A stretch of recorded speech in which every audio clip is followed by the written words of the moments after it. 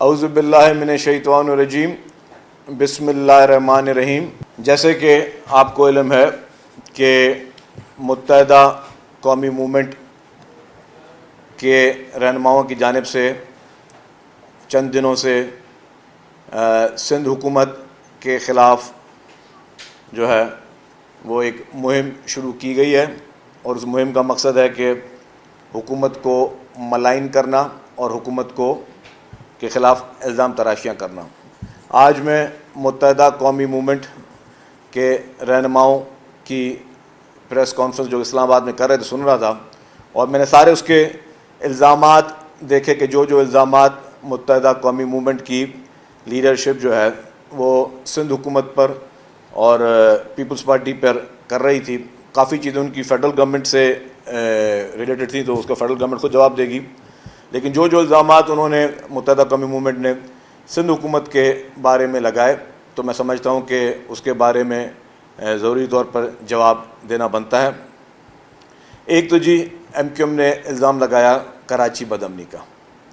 कराची पाकिस्तान का एक metropolitan city है जिसकी आबादी दुनिया के कितने ही बड़े बड़े ममालिक हैं उनसे ज़्यादा सिर्फ इस शहर की आबादी है। इस शहर के कुछ में जो वारदातें हुई हैं और उसके बाद फिर पुलिस ने जो एक्शन लिया है वो चीज़ें मैं शेयर करना चाहता हूँ कि 2024 में रॉबरी विथ जो मर्डर हुई थी उसमें कुछ 76 केसेस जो हैं सिंध पुलिस ने डिटेक्ट किए।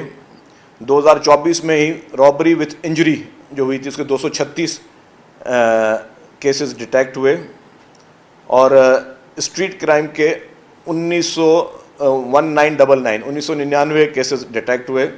हाउस रॉबरीज़ के 170 केसेस डिटेक्ट हुए।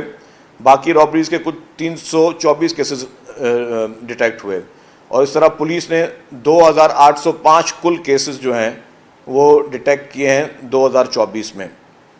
जो रॉबर्स अरेस्ट हुए, जो मर्डर में रॉबर्स थे, डकैत थे, 116 मर्डरर्स को गिरफ़्तार किया गया। जो इंजरी में मुल्ज़िम इन्वॉल्व थे वो 356 जो है उनको अरेस्ट किया गया। स्ट्रीट रॉबरीज़ में 3095 स्ट्रीट क्रिमिनल्स को पुलिस ने 2024 में गिरफ़्तार किया। इस तरीके से जो हाउस रॉबरीज़ थी उसमें 349 हाउस रॉबर्स को पुलिस ने गिरफ़्तार किया और जो बाकी कुल रॉबरीज़ थी कुल उसमें से 712 रॉबर्स को पुलिस ने गिरफ़्तार किया। तो कुल मिला के 4628 रॉबर्स को जो है वो हमारी सिंध पुलिस ने गिरफ़्तार किया और फिर पुलिस मुकाबलों में 33 जो है जो मर्डर्स में इन्वॉल्व थे वो मारे गए, जो कि पुलिस इनकाउंटर में मारे गए और रॉबरी विथ इंजरी में 36 जो है वो मारे गए क्रिमिनल्स और स्ट्रीट क्राइम में 78 जो है क्रिमिनल्स वो मारे गए। हाउस रॉबर्स में 19 जो है वो पुलिस के इनकाउंटर में मारे गए। अदर रॉबरीज में 15 जो है वो मारे गए। तो टोटल 2024 में 181 रॉबर्स जो हैं उनको सिंध पुलिस ने मुकाबलों में मारा। 2025 की अगर मैं बात करूं तो 2025 में रॉबरी विथ मर्डर के 12 लोग गिरफ्तार हुए। रॉबरी विथ इंजरी में 41 लोग गिरफ्तार हुए। स्ट्रीट क्रिमिनल्स में 365 लोग जो है वो गिरफ्तार हुए। हाउस रॉबर्स में 28 क्रिमिनल्स गिरफ्तार हुए। अदर रॉबरीज में 38 जो है रॉबर्स जो है गिरफ्तार हुए। तो कुल 2025 में 484 जो है वो रॉबर्स जो हैं वो टोटल गिरफ्तार हुए और इसमें 2025 में जो रॉबर्स मारे गए पुलिस मुकाबलों में 10 रॉबर्स जो कि मर्डर में थे वो मारे गए। 55 रॉबर्स जो है विथ इंजरी में थे वो मारे गए, जो स्ट्रीट क्राइम विथ इंजरी में थे। स्ट्रीट रॉबरीज में 379 रॉबर्स मारे गए। हाउस रॉबरीज में 85 रॉबर्स जो है वो मारे गए और अदर रॉबरीज में 106 कुल रॉबर्स मारे। तो टोटल 635 रॉबर्स जो है वो मारे जा चुके हैं 2025 में। तो सिंध पुलिस बाकायदगी से अपना काम कर रही है और स्ट्रीट क्राइम का अगर आप डेटा ले लें तो हर साल उसमें डिक्लाइन आ रहा है। तो सिंध पुलिस प्रोएक्टिवली काम कर रही है। सिंध पुलिस ने वो तमाम लोग जो कि इस बदअमनी में शामिल हैं उनको गिरफ़्तार भी किया है, उनको मारा भी है और काफ़ी लोग जो हैं वो जेलों में इस वक्त अंडर ट्रायल प्रिजनर्स हैं। तो पुलिस, ये नहीं है कि पुलिस खामोशी से बैठी हुई है, लेकिन जिस तरीके से बातचीत की गई बदअमनी की, तो मैं ये समझता हूँ कि बदअमनी जो है वो दुनिया के हर बड़े शहरों में है और उसको कंट्रोल करने के लिए पुलिस की हुकूमत की जिम्मेदारी है, हुकूमत वो कर रही है।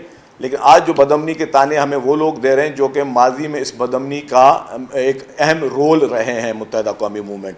आपको अगर याद हो कि इसी शहर में आज किसी सहाफ़ी ने सवाल भी पूछा MQM के रहनुमाओं से, फिर उन्होंने जो है इसको घुमा फिरा के जवाब दिया और फिर कहा कि हाँ ठीक है यार, हमने माजी में हमसे ये गलतियाँ हुई हैं, लेकिन अब उसके बाद हमने अपनी गलतियाँ सुधारी हैं। वो गलतियाँ नहीं थी, आपने माजी में हज़ारों बेगुनाह लोगों का कत्ल किया है, आपने माजी में हज़ारों बेगुनाह माओं की गोदें उजाड़ी हैं, आपने माजी में हज़ारों बच्चों को यतीम किया है। तो वो जो जिनको आप बोलते हैं कि माजी में कुछ गलतियाँ हुई हैं, तो आपने हज़ारों लोगों को यहाँ पे वो मारे गए। आप जब परवेज़ मुशर्रफ साहब के दौर इक़्तिदार में आपके पास हुकूमत थी और 11 साल तक आपके यहाँ पे कराची में गवर्नर भी मौजूद थे, उन दिनों में हमें याद है कि जिस तरीके से जो माजी में जो ऑपरेशंस हुए थे, उन ऑपरेशंस में जिन पुलिस वालों ने पार्टिसिपेट किया था उनको चुन चुन के मारा गया, और वो भी इल्ज़ाम किसी और पे नहीं, वो भी मुत्तहिदा कौमी मूवमेंट पे था कि जिन्होंने उस ऑपरेशन में जो कराची ऑपरेशन में जिन लोगों ने हिस्सा लिया था और कराची ऑपरेशन में जिन्होंने एक कलीदी किरदार अदा किया, जिन पुलिस के नौजवानों ने, पुलिस के जो है बहादुर अफसरान ने, उनको चुन चुन कर जो है वो शहीद किया गया, वो भी मुत्तहिदा कौमी मूवमेंट के दौर में ही हुआ।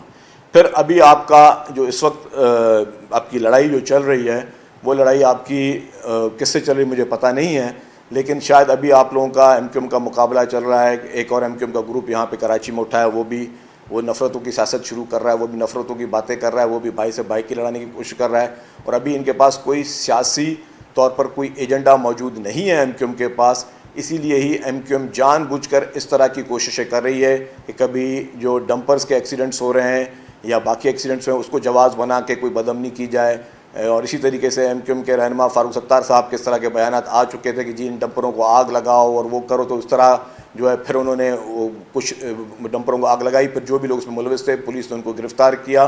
तो हम नहीं चाहते कि इस शहर को, जो इस वक्त इस पूरे मुल्क में एक तरक्की का हब जो है वो कराची समझा जाता है, आपकी स्टॉक एक्सचेंज कराची में है, आपकी बड़ी इकनॉमिक एक्टिविटीज़ कराची में होती हैं, उसको सिंध हुकूमत किसी भी सूरत में बदअमनी का शिकार नहीं होने देगी।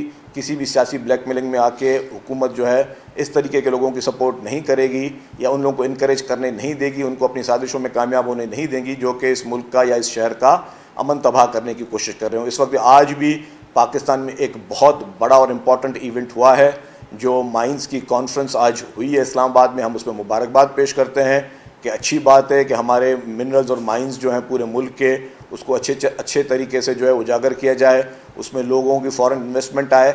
जब हमारा पूरा मुल्क में अगर इकनॉमिक इंडिकेटर्स बेहतर हो रहे हैं, तो उस मौके पे कुछ लोग अपनी रवायती सियासत के ज़रिए जो है वो चाहते हैं कि बदअमनी पैदा हो और अफरा तफरी हो। तो हम ना ही अफरा तफरी को होने देंगे, ना ही हम बदअमनी को होने देंगे।